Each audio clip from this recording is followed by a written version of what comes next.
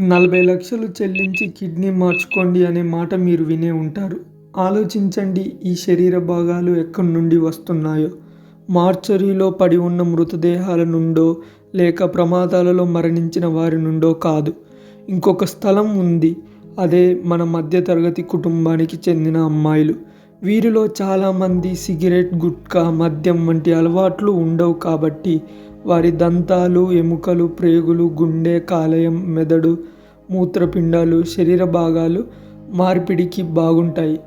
గర్ల్స్ని ప్రేమలో పడేయడం లేదా జాబ్ ఆఫర్ ఇవ్వడం ద్వారా ఈ అమ్మాయిలను ట్రాప్ చేయవచ్చు, ఎక్కడికంటే అక్కడికి తీసుకెళ్ళచ్చు అని కొంతమంది దుర్మార్గులు ఒక బాయ్ ఫ్రెండ్ లాగా, మోసగాళ్ళలాగా మారి వాళ్ళని కిడ్నాప్ చేసి వాళ్ళ అవయవాలను స్మగ్లింగ్ చేస్తున్నారు.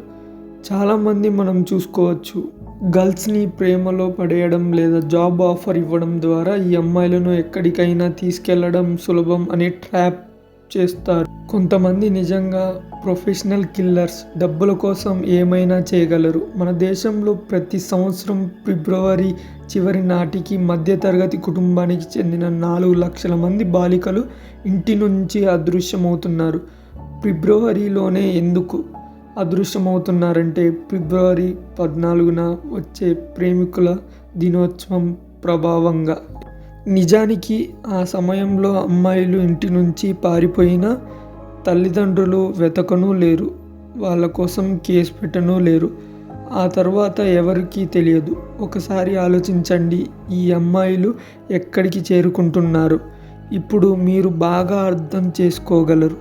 నిజానికి మొదటిగా అమ్మాయిలు కొంతకాలం శారీరకంగా అనుభవించబడి ఆ తరువాత రకరకాల వేధింపులకు గురవుతారు. చివరగా వారిని చంపి శరీర భాగాలను అమ్మి కోట్లు సంపాదించి డబ్బులతో చాలా జల్సాలు చేస్తూ ఉంటారు. ఇదే ఒక స్కామ్. మీరు ఒకసారి గూగుల్లోకి వెళ్ళి మానవ శరీర భాగాల బ్లాక్ మార్కెట్ ధర అని సెర్చ్ చేయండి. అలా సెర్చ్ చేసినప్పుడు బాడీ పార్ట్స్ యొక్క అసలైన ధర మీకు కనిపిస్తూనే ఉంటుంది. 20 ఏళ్ల అమ్మాయిలు శరీర భాగాలకు సరి అయిన ధర ఉంటే కనీసం 5 కోట్లు సులువుగా లభిస్తాయి. ఇప్పటి వరకు ప్రేమ పేరుతో మానవ అక్రమ రవాణాపై ఎటువంటి చట్టాలు రూపొందించలేదు. ఇంకో విషయం, ఇటువంటి సంఘటనలకు లక్నో, ఢిల్లీ, ముంబై, బెంగళూరు వంటి పెద్ద నగరాల్లో ఎక్కువగా కనిపిస్తాయి. ఈ సంఘటనలకు ఎక్కువగా బలహీనంగా ఉన్న కుటుంబాలు లేదా ఎలాంటి రాజకీయ లేదా చట్టపరమైన అవగాహన లేని అమ్మాయిలతోనే జరుగుతాయి. 2015లో 4,000 మంది బాలికలు యూపీలో కనిపించకుండా పోగా 2017 నుంచి 2018 వరకు 7,000 మంది బాలికలు అదృశ్యమయ్యారు.